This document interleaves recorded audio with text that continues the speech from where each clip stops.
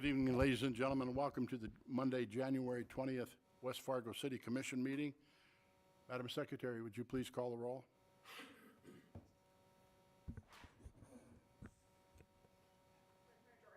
Here. Here. Here. Here. Thank you. Let the record show all commissioners are present. Ladies and gentlemen, please join the commission in the Pledge of Allegiance.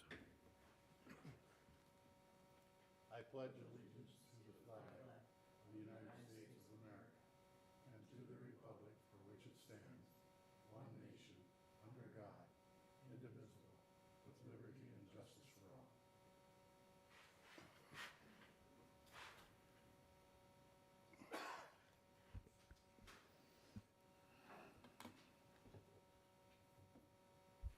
Commissioners, the next order of business is to approve the order of the agenda. It has been distributed and in your packets. Motion. I have a motion by Rory Jorgensen for a motion to approve. Is there a second? Second. Commissioner Zundell seconds. Been moved and seconded to approve the order of the agenda as distributed. Is there any discussion? All those in favor, please signify by saying aye. Aye. Opposed? Motion carries.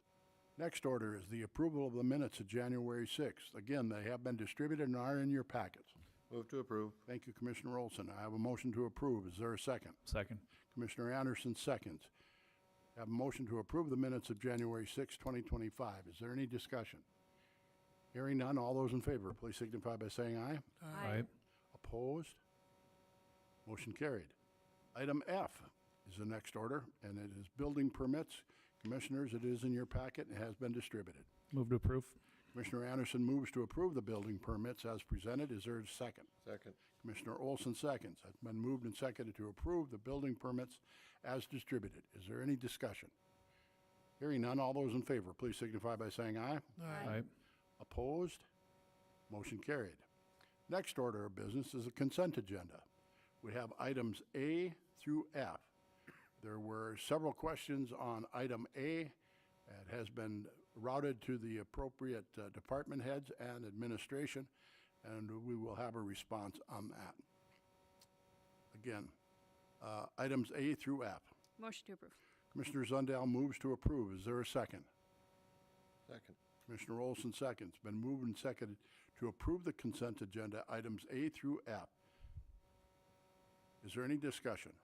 Are we going to have a answer to the bills that we have in question before we pay those two?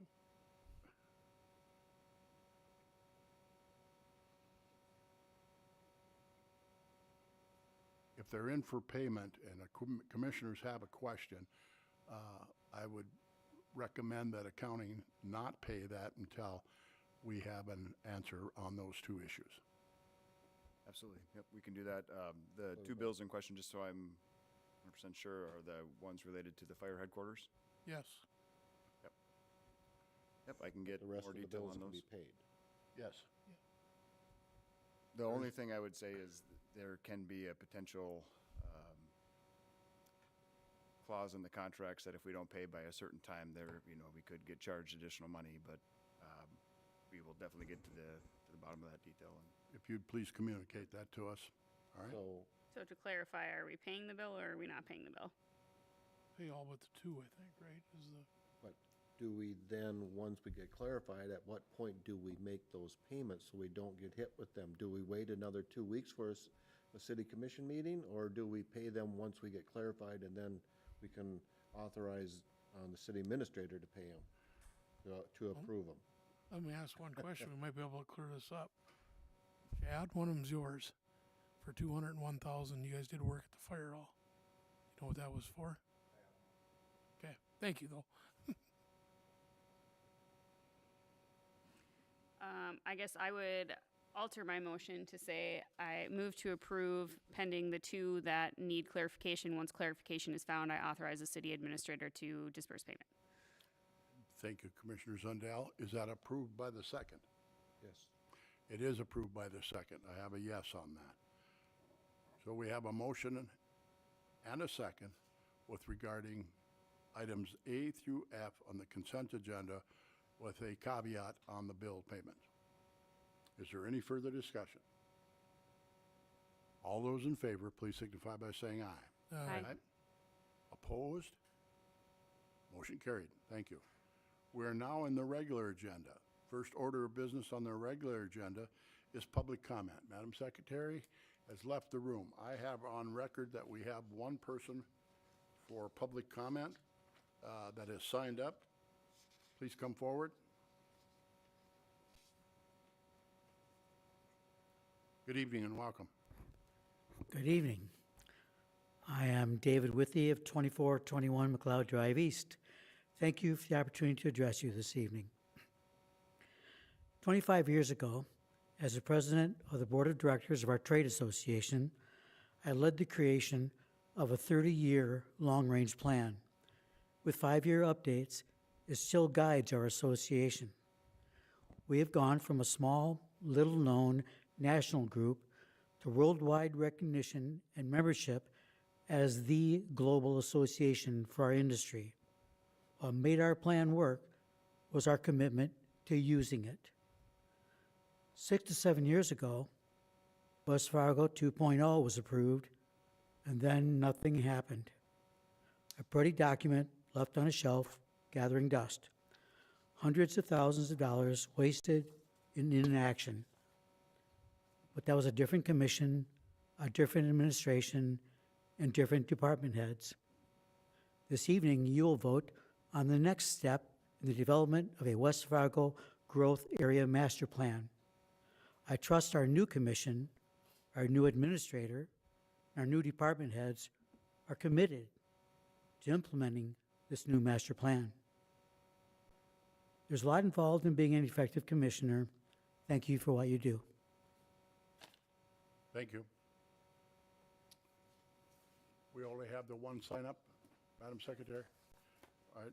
We are now out of the public comment portion, and we move to item number 3. The West Fargo City Commission is to convene as the Board of Adjustment for A25-1 Shadow Creek 4th Edition, a request for variance to the building control line of a CO-SR Cheyenne River Corridor Overlay District. Mr. Aaron Nelson, Director of Planning for the City of West Fargo, will be presenting. Good evening and welcome. Thank you, and good evening, Commission President and Commissioners. So item 3 is a request for variance to the building control line of the COSR Cheyenne River Corridor Overlay Zoning District for the purpose of building a new single-family house. The building control line is located 100 feet from the established riverbank of the Cheyenne River and is the minimum setback line for all buildings and other development activities which may cause increased riverbank destabilization. In accordance with Section 4-431 of the City Ordinances, the City Commission may reduce the required building control line where it can be demonstrated through a soils analysis that soils are sufficiently stable within the building control area.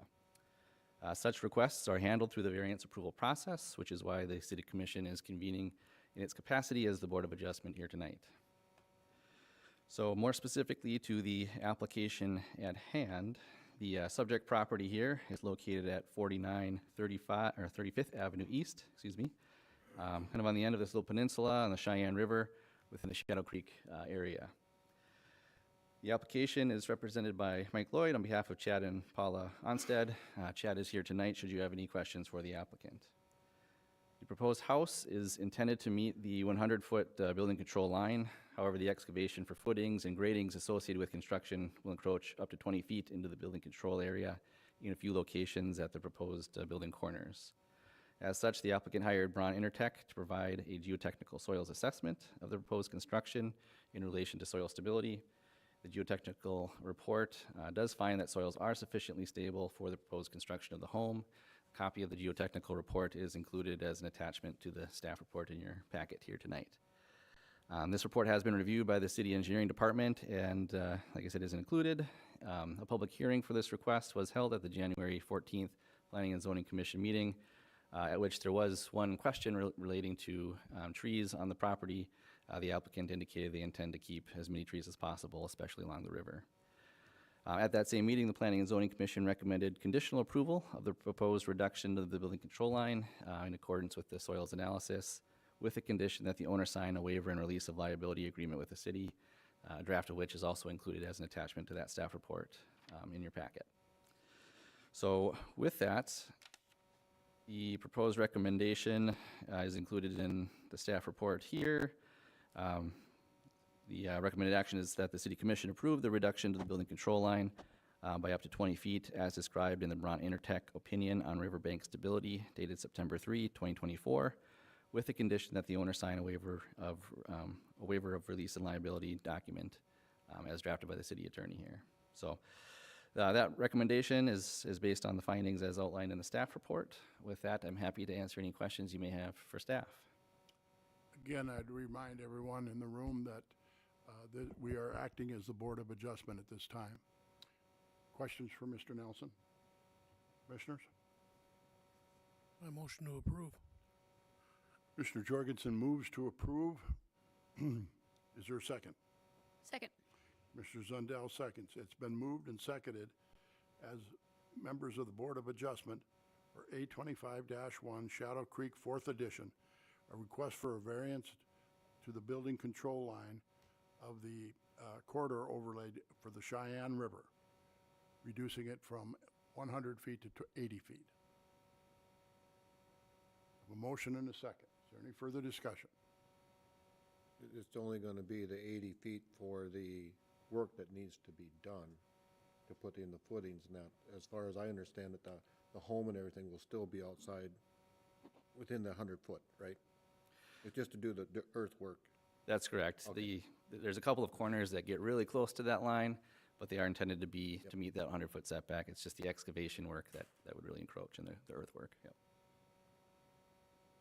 Additional questions from Mr. Nelson? Hearing none, all those in favor, please signify by saying aye. Aye. Opposed? Motion carried. Thank you, Mr. Nelson.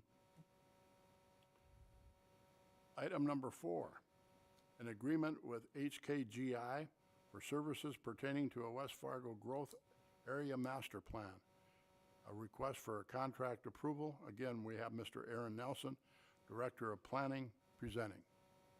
Please. All right. Thank you. So item 4 is a request for approval of a project contract with the firm HKGI to lead the city's growth area master plan process, along with a corresponding cost share agreement with the West Fargo Park District relating to project funds that they will be providing.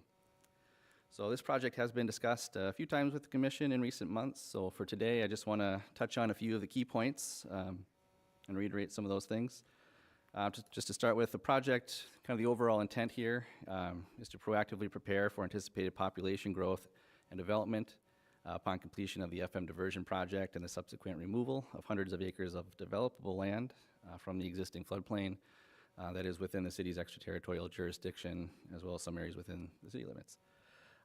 The planning effort will build on the city's existing comprehensive plan, focusing on developing the decision-making framework and the tools necessary to strategically guide development decisions in a fiscally sustainable manner. The project will include robust community and stakeholder input and participation opportunities throughout the life of the project, early on, mid, and towards the end of the project at the various phases, with an emphasis on coordination of growth decision amongst partner stakeholder entities, such as the West Fargo Public School District, the Park District, landowners, and many others. The project will take place over the course of a little over a year, from early 2025 to early to mid 2026. Project funding of $300,000 has been budgeted for year 2025 within the city's 2024 capital improvement plan. And the West Fargo Park District has approved an additional $30,000 to the project for a total not to exceed budget of $330,000 for the project. As noted in the item cover memo in your packet here, HKGI was chosen by a consultant selection committee upon review of 5 project proposals received as a result of a RFP solicitation process that the Commission approved a couple of months back. Thank you to Commissioner Anderson for representing the City Commission on that meeting. We also had a staff member from the Park District and the Planning and Zoning Commission chair, as well as city staff on that committee. Additionally, at their January 14th, 2025 meeting, the Planning and Zoning Commission recommended the City Commission contract with HKGI to lead the Growth Area Master Plan project. And so again, the requested action tonight is for the commission to approve the project contract with HKGI, as well as the cost share agreement with the West Fargo Park District. Copies of both of those agreements are included in your meeting packet here tonight. And with that, I'm happy to answer any questions you may have for staff. Questions for Mr. Nelson? In the details of the contract, is there information about how they will proceed with getting community input from, community partners, other city commissioners, as you mentioned, the park district, the school district, and all of those? Yeah, good question, and thank you for it. So included in the meeting packet, like I said, is a copy of the contract with HKGI. Attached to the contract is a copy of their work plan, which really is a kind of a high-level overview of the different tasks as kind of they define them in terms of how they're going to approach the project here. Task number 2 is the public and stakeholder engagement task, and so anybody interested in more detail, I would refer them to that specific section. And then a little bit past the work plan, also included is kind of their preliminary schedule. And so you can kind of see a timeline here broken out by the various tasks. Task 2, you can kind of see that solid bar across the top. And then there's a couple of kind of focus points where they have, they've called out, for example, some online engagement periods. So 3 different periods of online engagement, kind of again at the onset is kind of the listening session where they're wanting to hear from the community on, what are the issues, what are the challenges, what are the opportunities kind of thing. The midpoint is where they might be coming up with some possible scenarios for growth or various questions that they want to pose to the community. And then towards the end is some feedback on some of the early draft materials that as the project, the final deliverables start to come into focus there. Additionally, I would just note task 9 identifies some milestones and presentations. So they did call out a few different entities in particular, such as the City Commission, the Planning and Zoning Commission, the Park District. So there are kind of 3 different milestone moments that they'll be probably on an agenda, or we might arrange for some type of a special meeting of these commissions and stuff to get some focused feedback. And then the last thing I would just note is we did have them put together some, just to give us a better sense of what some of that participation might look like. They put together, it's very drafty, I will say, but it is an anticipated meeting schedule here. Just kind of a first stab at identifying some various stakeholder entities that they might be wanting to schedule some time with to get some feedback from. And this is in addition to any feedback from the general public. So, Thank you, Mr. Nelson. I wanted you to highlight that to encourage the public to go into this January 20th meeting to see the detail of this, so they'll know that there'll be a lot of opportunity for engagement from the public. The commissioners, we all get your substantial packet on this, but I wanted you to state that to the public. Thank you. maybe one more comment if I could. Please. Thank you. Once the project is underway, one of the things that the consultant will be doing early on is putting together a project website. And so once we have that website up and running, we'll be sure to kind of broadcast that out as best we can across, using our communication staff and our various social media channels and whatnot. And then from then on, a lot of the project updates and some of this, a lot of the surveys and input opportunities, that'll also be a kind of a key resource for the public to kind of a one-stop shop for those various project updates and input opportunities. Commissioner Zundell. Maybe I missed it, but as I looked into some of this, an area that I don't see represented is economic development. So it looks like they're meeting with all of the other commissions and boards, and I don't see our economic development as a part of that. So are you kind of coordinating that in-house with economic development, or is that something that we can make sure that we're adding? Because I think that's going to be maybe potentially a big area of growth that we're going to have. Yep.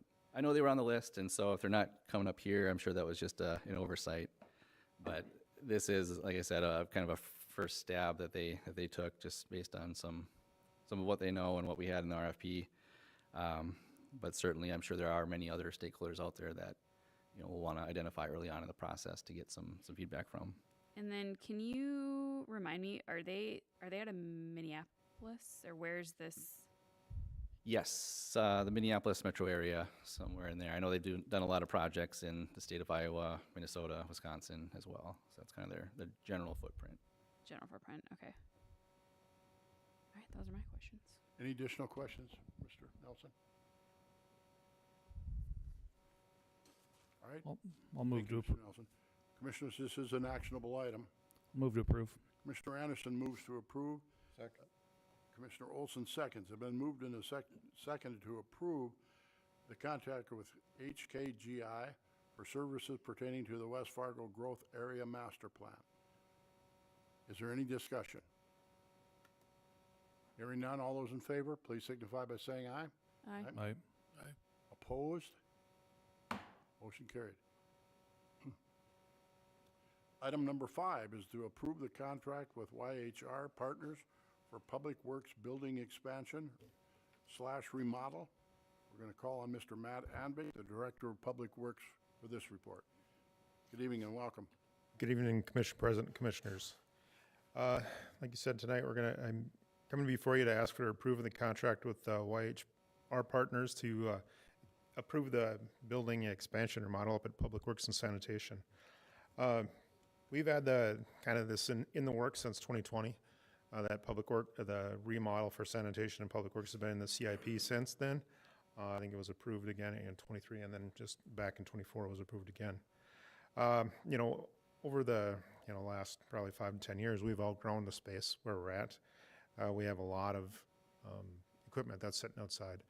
For how bad it is out today, they kind of couldn't come with a better day to bring this before you. Like right now, we have 6 vehicles sitting outside at sanitation.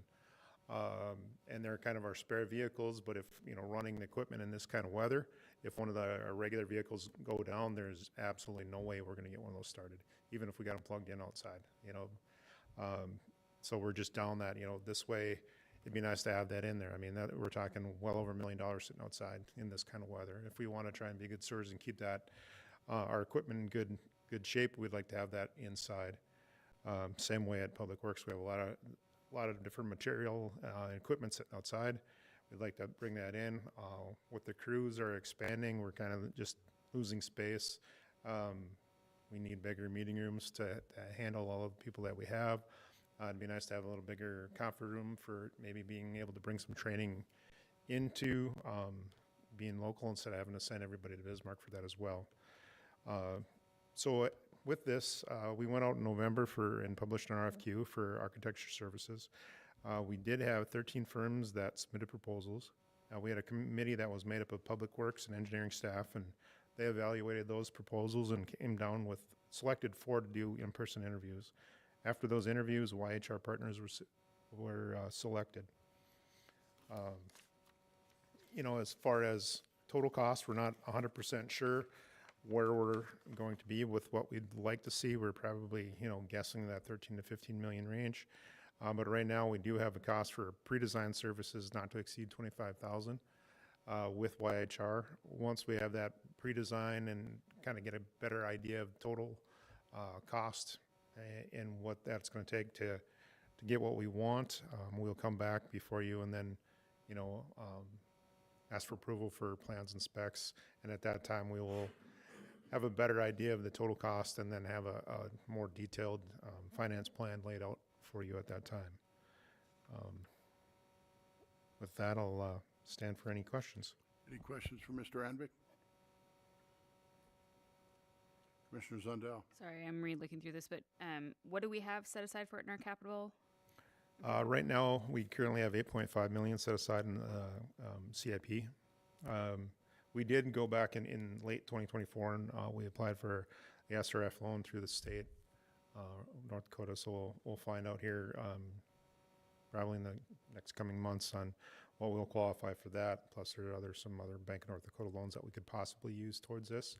But that going in past that pre-design period, then we'll kind of come up with a better, more defined funding structure for this. If we have 8.5 identified in our CIP and you're saying this might cost 12 to 13, where's the other portion coming from? Yeah, that's where we'd probably come with the SRF loans, maybe a Bank of North Dakota loan, there's possibility of using reserve from the water fund for a little bit that we could use. I don't know, we'd find a number at that point, you know, once we identify what we need to use out of that reserve fund in water, if we can allocate some funds to the building for that or not. But that's once we know where we're at. We're guessing 13 to 15, but it could come in lower than that, or if once we kind of go through all of our funding and we can only come up with 10, well, that's what the price is going to be, and then we'll make it work at 10, and it might be a phased approach at that point. Commissioner Olson? Matt, you mentioned that, you know, if we go with this, it would be YHR Partners that would be doing the architecture, but you made one comment that says of what we want. Will they be determining what we actually need versus Both. what we want? Yeah, both. We, you know, when we went forward, we were kind of as vague as possible when we, you know, we kind of said this is what we think we would need for space, and, you know, by what we have, and, you know, we're just kind of going guesstimate of what we need to be like a 10 to 50 or a 15 to 20 year build is what we look for. But that's what part of these architects are coming, you know, they've built other facilities like this, and they can kind of analyze, and that's this whole pre-design is what do you need to put in there, how much stuff do you plan to do in the next 15, 20 years that we can build that out. So You're going to build it to the point where we can take on future growth. It's not just going to be enough to just house what we have today that's sitting outside. You're going to build it large enough for, as the city grows, I hope. yeah, that would be the plan, is to build this so it's a 15 to 20 year build, so it's not a build a garage big enough to fill everything we have now, but in 2 years we got to expand again. I'd like to do it kind of right the first time and see if we can't build it out that far. I mean, what we're looking for, and I think I talked to Rory and Bernie about it too, is we're looking over function more than flash. I mean, we just need a really big building that can house a lot of stuff in it and keep it warm. You know, it doesn't need to have a lot of fancy stuff on the walls. It just needs to house our stuff and keep it dry and warm in the winter. Mr. Scott, do you have anything to add with regard to the question from Commissioner Zundell regarding financing? Yes, thank you, President Dardis and Commissioners.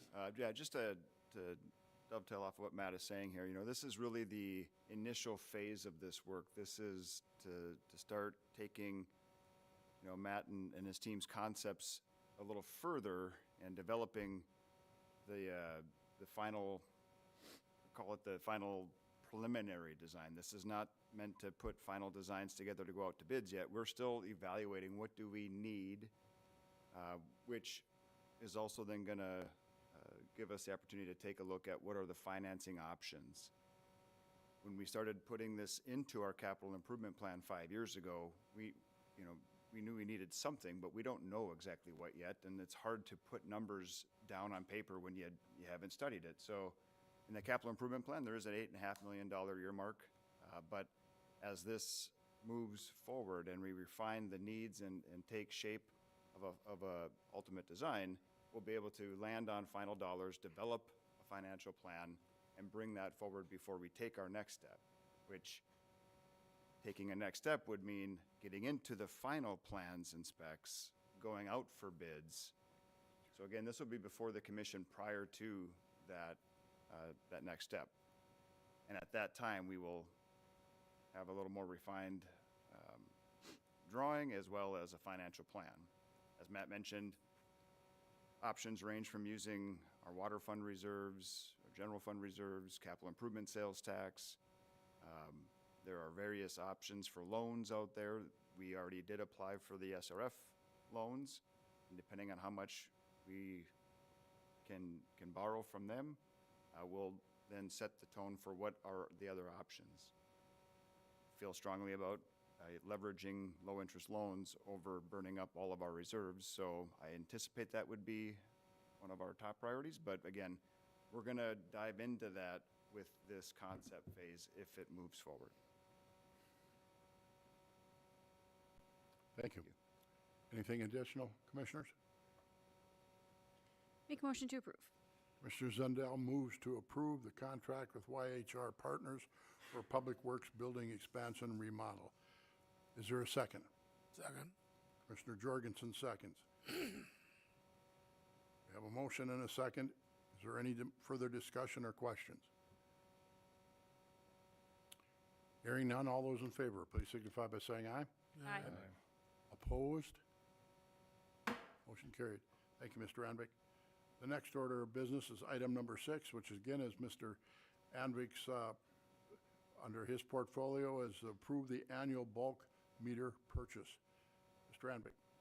Good evening, Commissioner President, Commissioners. Like I said, this is kind of our annual bulk meter purchasing. We've started this back in '22, continuing it through '23 and '24. It works out quite well. Where we go in and, purchase a large number of meters at the beginning of the year, have that in stock, and then we go through those as we install these we'll replace the meters as part of our AMI process to change everything over, and then also we have that those meters in stock for any kind of new buildings that are out there.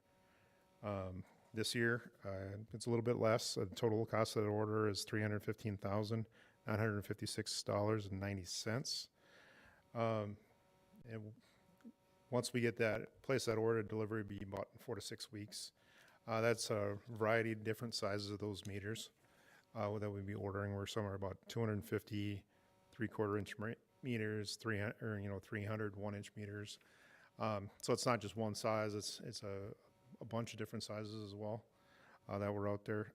Currently, we're just over 800 meters to replace to finish out our AMI project, and probably just under 300 residential ones are left. So we're getting that last push to try and get that done. We should be done hopefully by the end of the summer. I know the guys have been really putting in a lot of meters every week. We have more than one crew out there. Craig, our normal meter guy, is out there putting quite a few in, but then at this time we have probably about 2 other crews, as long as nothing else is going on, getting in and putting a lot of those commercial meters in as well. So with that, I'll stand for any questions. Any questions, Commissioners? Mr. Anvik?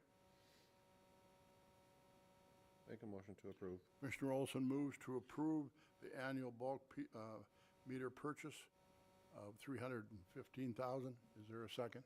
Second. Second. Commissioner Zundell seconds. Then moved and seconded. Is there any further discussion? Hearing none, all those in favor, please signify by saying aye. Aye. Opposed? Motion carried. Thanks. Thank you, Mr. Anvik. Item number 7 is the second reading of Ordinance 1250 relating to a nuisance violation. We call it Ms. Schmidt or from Onstead Twitchell with regard to this item. Thank you, President Dardis and Commissioners. If you'll recall, the first reading of this amendment came before you in December. At that meeting, we had a discussion about fine amounts and an escalation clause. Those have now been added into the ordinance to add in first, second, and third violations, and then a subsequent after that. And so tonight, this is the second reading of this ordinance. Thank you. Questions? Commissioner Zundell. My only question, I know we exchanged some emails about kind of who would get them and what our current policy is. If we now have an escalation clause, if we don't document what that is in the ordinance, do you foresee any problems with that, where if someone fought the ticket because, well, my wife was the one that was home and I wasn't, or my kids were home and I wasn't, and the property owner is getting the citation, do you anticipate any issue with that if we don't have it documented in the ordinance itself? No, I think we can leave it as is. I'd obviously defer to the police department in how they track that, but I think that that's a standard practice that Okay. they use, so I think that we're okay. Perfect. Any additional questions? Commissioner Jorgensen. I'm just looking under the authorized persons, and it says the chief of the West Fargo Volunteer Fire Department. That's a rural department. Should it just be the city department? Under which one, I'm sorry, is this 15? 15-0316. That should be rural, you're saying?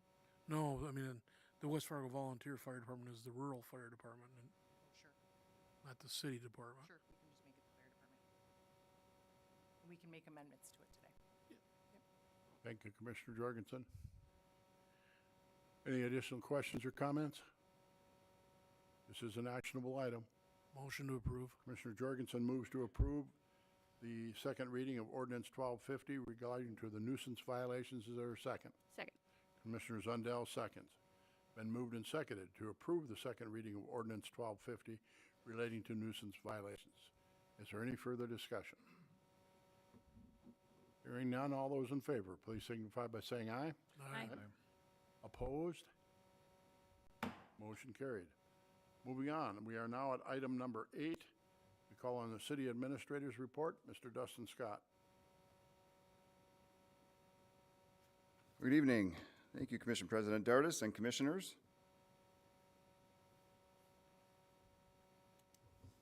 Well, first, I'd like to thank those of our staff who are enduring this cold weather outside and continuing to do their jobs, serving the public despite dangerously cold conditions. So can't thank them enough for all the good work they do. As noted in your packet, February 17th is President's Day. So of course our city hall offices are going to be closed, and that evening's commission meeting will need to be rescheduled. Typically we would go the following day on a Tuesday, so Tuesday the 18th, but I would like a formal action from the commission to reschedule that commission meeting. Again, February 17th is President's Day. Commissioners, any suggestions? Yes. The NDLC has their legislative agenda, Capital Connection on the Hill, on the 18th and 19th. Sure. And I'm committed to that as a executive board member. So We could, On the 19th, they're also in session? they're in session until 4 p.m. on the 19th. we could go the Monday before or the Monday after, possibly. Or we're gonna meet on the 3rd, right? Yes, we meet February 3rd. That's a regular meeting.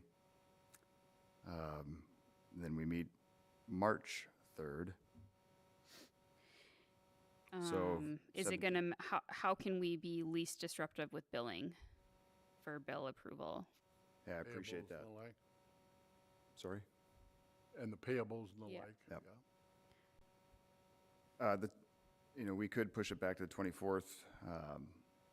It's probably too late. Emily's shaking her head. Can we, would it be possible if we did, can we do later on that Wednesday, where if we, nope, That's Robin. a church night, so Okay. I would vehemently say no. Is it possible to still meet on the 17th? Even though the offices are closed? Well, I know that would affect all of them. Yep. I'm just throwing that, or would the 20th work?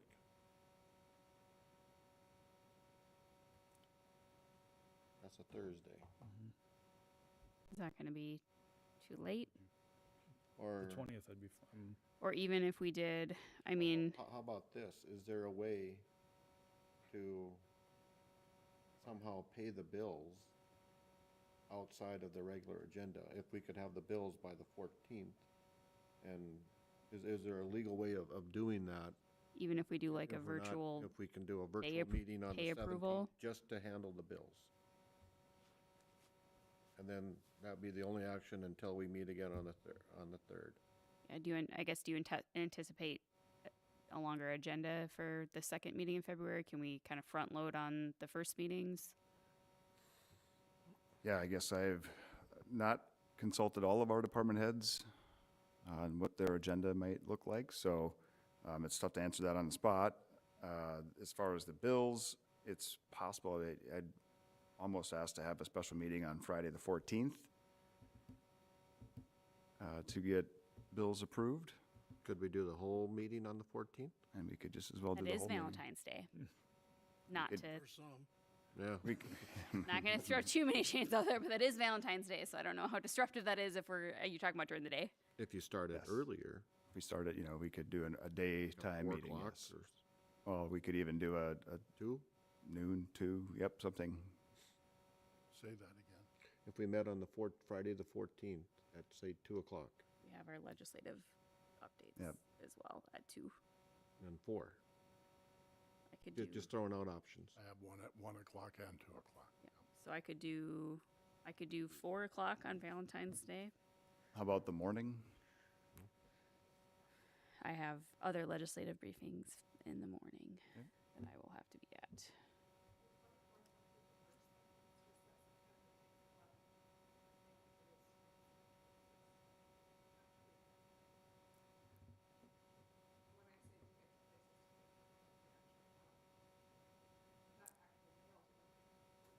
Sure. Within the organization, we're mailing them to. Yeah. Right. I really think the 24th would be probably our best bet. Do you want to investigate some type of special meeting just virtually on the 17th? We could have some internal discussion just to anticipate what the bills would be, and if there are any sensitive bills that are timely, we could hold a special virtual meeting just to approve bills, and then plan a regular meeting on the 24th.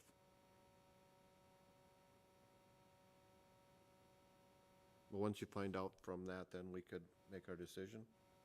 Or do we need a decision done tonight? It helps with getting notices out, but yeah, we could wait and rediscuss this on the 3rd. That would still give us enough time to notify the public of a change of meeting date.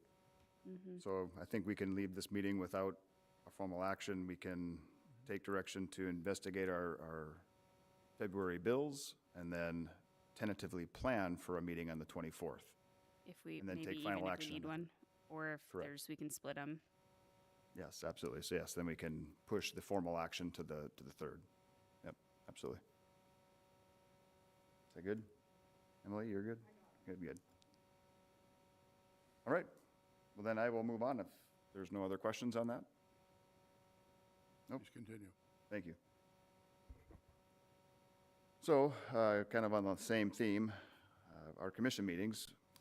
Quick update on the commission chambers and our satellite library. We are at the nearing stages of completion here. Really just a few punch list items left. If you haven't been over there, please go over and take a look at things. It's looking terrific. Resolving some final technology things today and tomorrow. And we do have a couple staff that are working on assembling furniture. So a lot of shelving and even commissioner chairs have to get put together. So we've got a couple staff that are working on that as they can. So speaking of the next commission meeting then, February 3rd, we are planning to hold the February 3rd commission meeting in the new chambers. And we will be sending out notifications throughout all of the applicable outlets and platforms. So as of now, the plan is to meet in the new chambers on February 3rd. Should something change that, we will of course send out notice ASAP, but right now our plan is to meet again in the new chambers at our next commission meeting in 2 weeks on February 3rd. Prior to that, we will bring commissioners in one at a time to just get you comfortable at your seat. Understand that, I mean, it's a very similar setup. There's a monitor, you'll have a laptop connection, so on and so forth, but so kind of a lot to get done here in the next 2 weeks, but we are committed to February 3rd. And then a reminder that our open house for the new City Hall and satellite library is scheduled for March 17th. And that is where the chamber will come in and do a ribbon cutting, and we will allow the public or hold tours for the public to come in and take a look at the entire facility, not just the chambers or the library, but our entire City Hall. So again, that is March 17th. Okay, any questions on scheduling commission meetings, any of that? Good. Moving on. All right, well, we're only a few weeks into 2025, but budget is on our minds. So we are already gearing up for the 2026 budget season.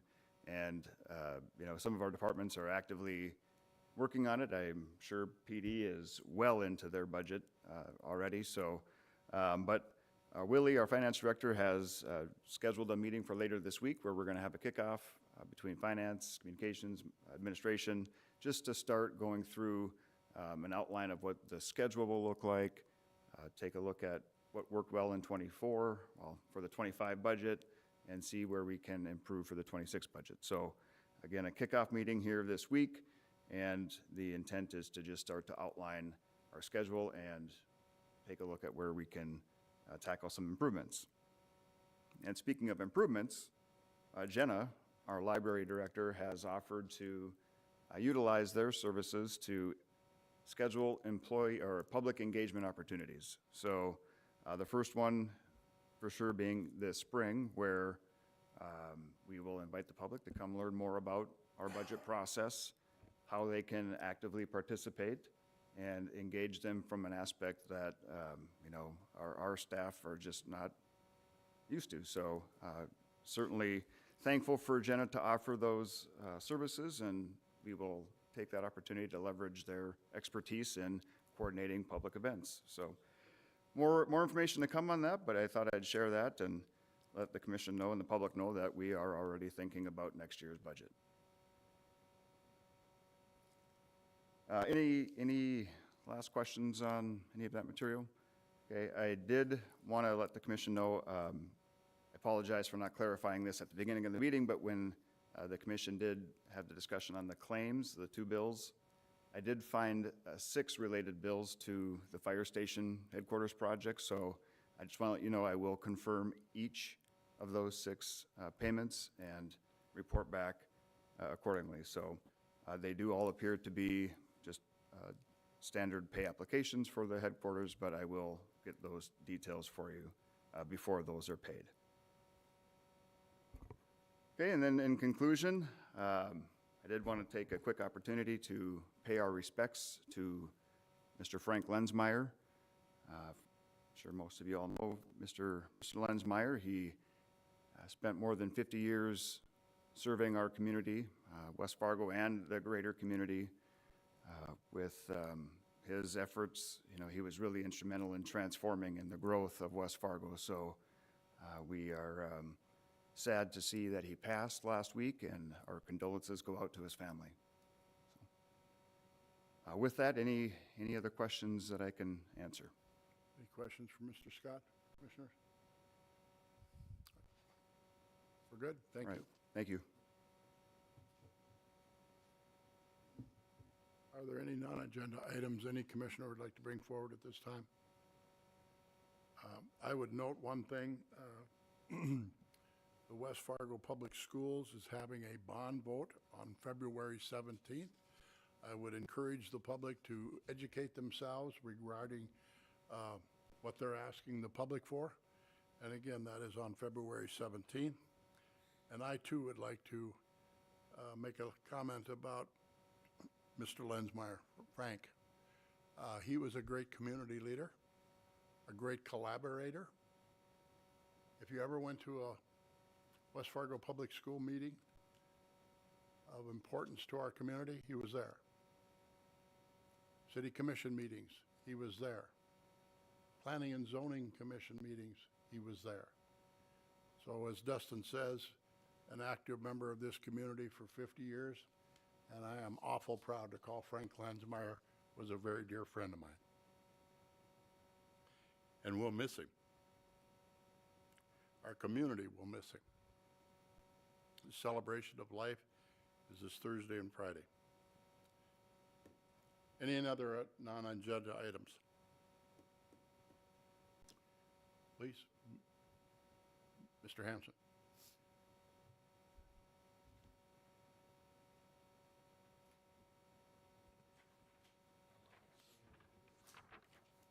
Thank you. Thank you.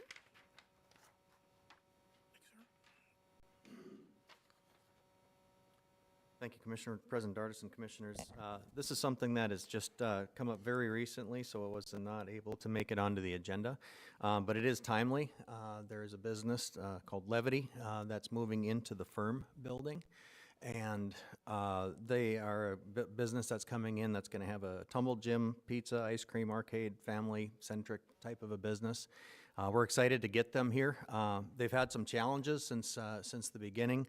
Their original opening date was supposed to be, I believe, May 1st of 2024, early summer at the latest. To no fault of their own, there's been a change in property management at the building. They've had 4 different points of contact in less than a year that they've been working through. Their original contractor is no longer in business, and there were at times where they had considered just backing out because of all the challenges that they faced trying to get into the space. But they did stick with West Fargo. They are excited about coming here. They are pursuing the construction of their business in that building. And what has just come up in the diagram that I gave you is that there was the original company that was doing the work had submitted a building permit to have a door access, a public area where we have restrooms, and where it was discovered, the contractor was there to do the work, and there is, in that public space that the city of West Fargo owns and operates, on the opposite side of the door, opposite side of the wall where they're going to install the door, is our drinking fountain. It's a 2-tiered drinking fountain that was not shown on the original plans by the original architect or contractor. So this is just another situation that they're having to deal with. They did go get a quote to move the drinking fountain, which we are required to have in that public space. And the quote to move that drinking fountain is $11,000. And so the reason that I'm here is with them having stuck with West Fargo, with them still pursuing putting this family-centric business in our downtown, being excited about having them there. They're asking for help on helping them with the cost of moving our required drinking fountain over to a different space. So the question is for the commission is if we are willing to participate in paying the $11,000 out of economic development sales tax to pay for moving the city's water fountains to another space so that they can install the door. They do have a current building permit that shows that they have, that's where the door is supposed to go. Again, the water fountain was not shown on those original plans. So again, no fault of the business. It's just another thing that they're dealing with, and I'm here to ask the commission's appetite for using economic development sales tax to take care of this expense. And with that, I would answer questions, and also our economic development director, Casey Sanders Berglund, is here to also answer questions of the business if you have some. Questions for Mr. Hanson? I have a question for Mr. Scott. Can the city actually do an actionable item of spending resources without it being a public notice thing? Yes, that's a Or good. Mrs. Schmidt, I don't know. I would wait until your next meeting, maybe if we can table this for a couple weeks and then bring it back. So bring it back as an agenda item on the 3rd. I mean, I definitely have appetite for it. I don't personally wouldn't see a. I mean, Well, I don't know. I know that we're not going to vote, but just so that, I mean, how rushed are they to get going on it? It's part of the open meeting laws. If we're going to expend taxpayer dollars, it has to be noticed. Yes. Mr. Scott? So the only thing I would just throw out there for you is that we do have a purchasing policy. The $11,000 is within that, but in the effort of transparency, we wanted to bring this in front of the commission. So I'm not saying don't wait until the next meeting. I'm just letting you know that there is a purchasing policy. If you did want to direct staff to go in a direction, there is that, but Where are they at in the construction? They were ready to tear the wall down, and they could have and just wrecked the fountain, but they saw it and did the right thing and alerted us to it, so that it is fairly timely. Have they received other bids, or did they just get one bid for this? They got a bid from the contractor currently working on site, so they didn't, my direction was to get a quote from the contractor working on site, so they didn't have separate contractors, especially when one contractor's already being paid to tear the wall down and build the door. It didn't seem that you would get a separate contractor to come in there and do additional work outside of their contract. Change orders are usually an open checkbook.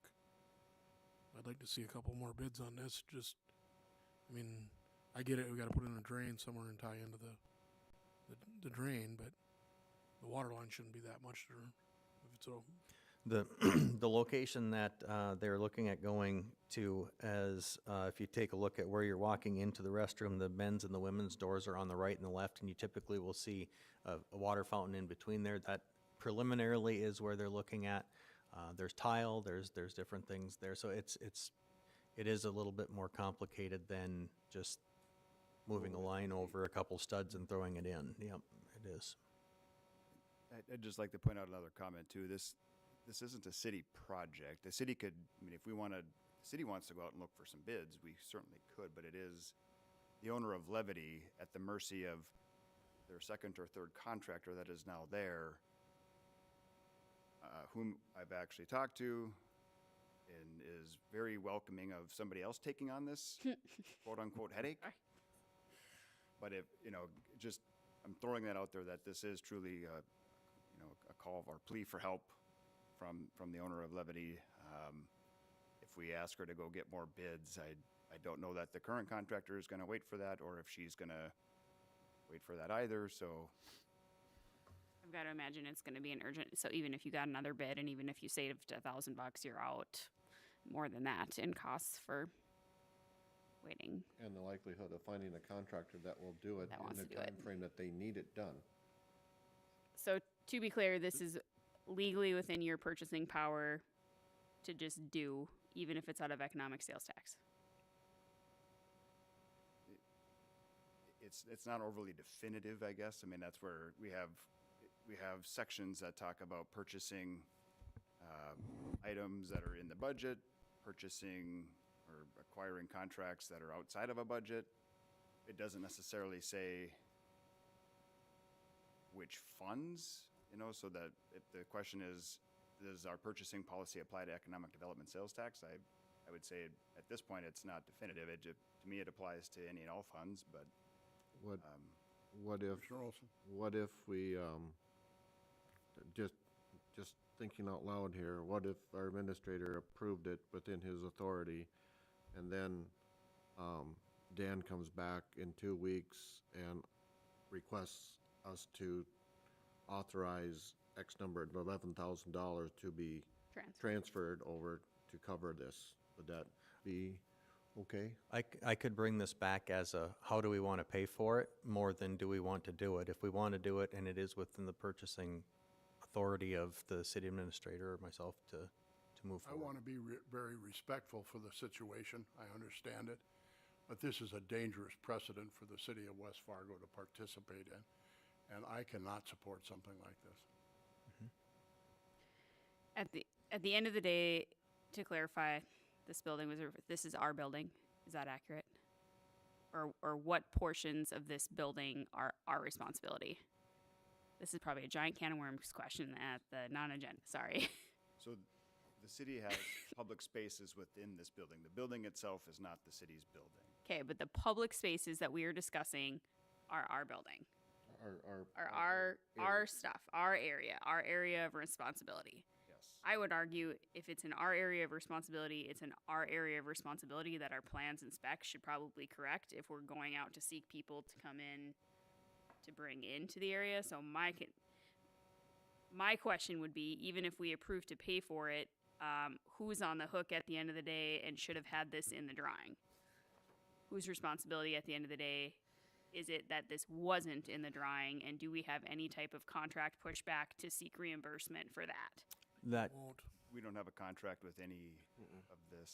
But to be clear, the water fountains are fine where they are when we were utilizing this space. correct. This is for the new people. This is their burden. This is not the city's burden. Right. Is there any way that they can change where that door is? Can they move the door anyway? Building permit. They have yeah, looked probably. at the different options of, they'd have to restructure the whole, what they've been doing inside to move the door to another spot. So whose responsibility is it to accurately capture what is in the building? Whose job is that? Who On the messed up? original drawing. On and- the original, we have a drawing, and then we gave drawing to people. There is building plans. Whose job was it to capture this water fountain on this document? The company that did that is no longer in business. And in any type of building, the engineer will always recluse himself and say, you should have caught it, you're the owner. It's a very So uphill the contractor battle. and the owner are also no longer in business. Is that also where I feel like this is going? Okay. It's Elephant in the room situation. a Correct. very uphill battle when something is missed and you as the owner agreed to what they drew. And it got missed. Any other discussion with Mr. Hanson on this issue? My discussion is ultimately this is a very good lesson learned in how all of this went about that. I think there's many people that have a lot of things to say about how this building came to be, and that's years ago, and we can't do anything about it now. But I think we have to show in good faith.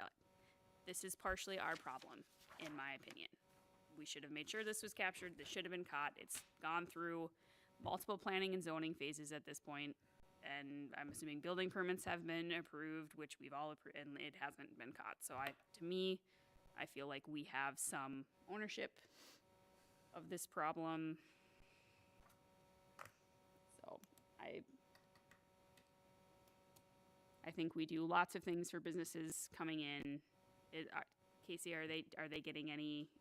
Do they have a current economic development loan? Can we add this to it through economic development? They're maxed out. They did receive an enterprise grant for $75,000, which is the And there's max. no other grant funding that we currently have on the EDAC side. There's no set program, but this would be the process, is to come forward in front of the commission and ask for support.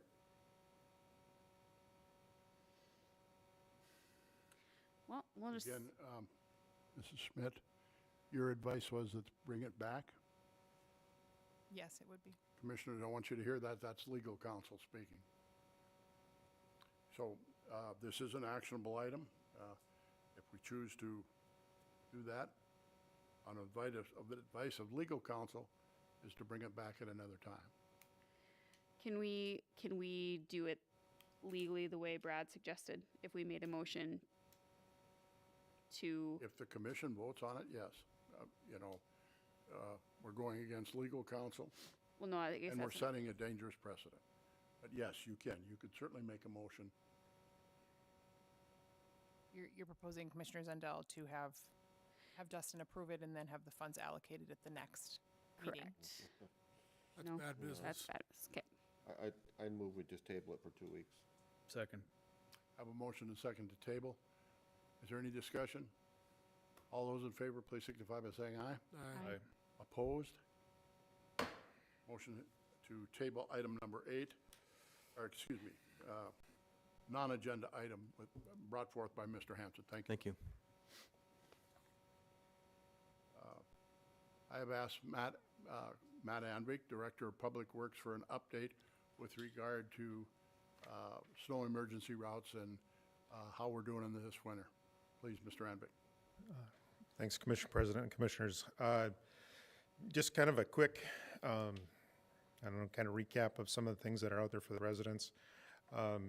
Although we haven't had to use this one, I think in a long time, but there is that ability for us to declare an emergency if, the weather's going to be bad enough, or if there's forecast that it's going to be inclement weather where it's going to be hazardous for the environment out there.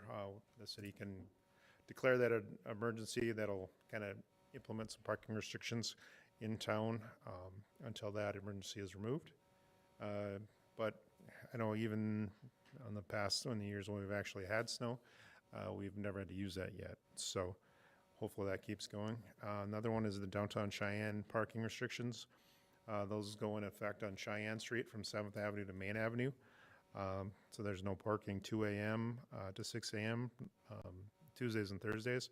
November 1st, April 1st, we put those signs up right around November 1st, and then we take those down after April 1st then. That is just really to be so we can get in there, clean everything out, haul that snow without there being any cars, so it just doesn't keep piling up and create an issue for all the people that are walking down there. Have we had any issues where we've had to tow in that area? Not this year. I think we've done that. I've been out there twice this year. This last time there was only 4 cars there, and we were able to get around and it wasn't too bad at the time. So, but they weren't in any place where it was impeding us getting like the piles of snow out. Thank you. Just kind of kind of let everybody know also too of kind of our order operations on how we're cleaning the streets. Any kind of snowfall or snow event, we're always trying to get those snow emergencies done first. And we'll stay on those snow emergencies until the wind subsides enough or we get far enough ahead where we can actually then, they're all staying clear and maintaining them. So emergency services can get through the city when it's snowing out. Then we start moving into the secondary and the kind of collect areas, which are the main roads in and out of neighborhoods. Once we have those done and everything's staying kind of clear, then we start moving into those residential neighborhoods. Just aware that when we do get into those residential neighborhoods, sometimes we do have to pull back out. If the wind picks up, different things, hit those snow emergencies and then move back in. The residents also, we have our plow tracker that went live here on January 1. From January 1 till today, there was 244 searches on the website for that. So that was one of the highest searched places on our website. And then just kind of run into some numbers for this year. So far we've had, I should back up. We do our snow operations from the first snowfall, so usually about October, November, up until about April. It doesn't quite fit the budget, but it's easier to track those snow events because you might have a lot of snow in January and not much in the end of the year, and it throws that whole year off a little bit. So we just kind of do the snow season as well.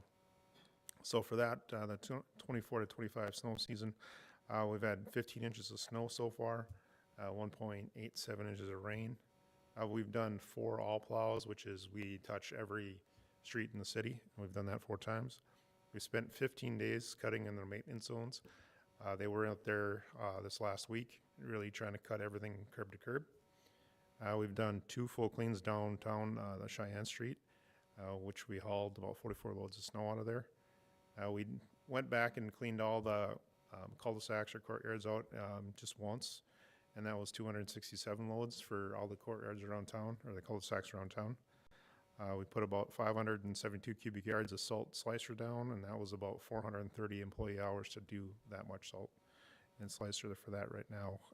Cost of materials that we've used is about $8,600 so far.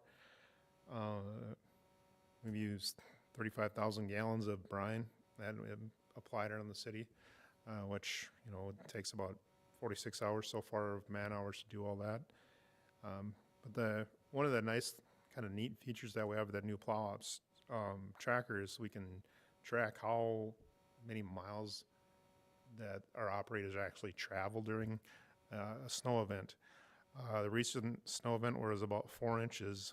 They traveled over 2,200 miles during the entire event. We have 400 plus lane miles of road, but on one of those events, they are up and down those streets so many times. You're over 2,000 miles just driving around trying to keep that clear. So that's just kind of a quick rundown and recap of where we're at. We're sitting pretty good. It's just, I know a lot of people say we don't have any snow, so they wonder, how much money are we saving? And really, it's saving the overtime. We're still, the way the temperature has been, we're still putting that almost more product on because it's not enough snow to go out and push a lot of the times. It almost actually is worse for the blades because we're burning those blades up more by going when there's not that much snow, and it just kind of grinds them down to nothing. So we are putting almost more product on because of the temperature and what we have right now, but then we are saving on, fuel and man hours and overtime right now. So that's, if there is any savings, that's where it is. But hopefully getting through this month, and looks a little bit of snow this week, but not a lot. And actually 15 days out, it's not too bad either. So the farther we get into the year with less snow, the better for us, I guess. Any questions? Yeah. Commissioner Olson. How are the 2 new fueling stations working out for Public Works and for everybody else? Yeah, they kind of went online late last year, and they've been working great. Everybody's really liked having them where they are. I know PD has liked having them. Maybe a little bit more of that security and not having to watch, they're being out there and not really around the public. So they like having that, but both, throughout the, snow events that we have had, it's really nice to have that other second one down on 40th Avenue where they can stop, fill up. It just cut down a lot of time. So they've actually been working quite out. Every once in a while, a little bug that we have to work out, but actually it's been working really well. Any additional questions? Commissioner Zundell? I know one update that I saw from Mr. Birnbaum was, I mean, again, kind of just awareness about plows in the winter and dangers in the streets, that we lost a manhole. So that was something that I was unaware of, in the concept of, if we don't do the mill and overlay projects, how much extra problems that causes with the plow. So that was another thing that I thought was maybe worth mentioning. Yeah, you with the different, the mill and overlays, and you have those manholes that'll move a little bit. We do try and go out and, kind of miss our manhole and hit a lot of those, but one nice thing with the plow op software now is if they do hit something like that, they can mark that as an obstruction. So then the next time somebody's coming through there, even if it is covered in snow, Marked. it'll actually start telling them, obstruction ahead. And so it actually lets them know, because, if they're going 25 miles an hour or something and hit one of those pretty solid, it gives them a little bit of a jolt. So, and it's not really good for the machinery either. So that does help. But yeah, it is, to be able to go through and get those mill and overlays done where everything's kind of a lot smoother, and we're not, either doing that or clipping chunks of asphalt and throwing that in people's, sidewalks, are a lot better too. Any additional questions for Mr. Anvik? Thank you for the thorough report. Thanks. Done. Any on the agenda items? Anything else? I just thought of one, Mayor. Commissioner Jorgensen? The flock system, where are we at on the cameras on Main Avenue? I have an inquiry into the governor's office on that issue at the present time. I have not heard back.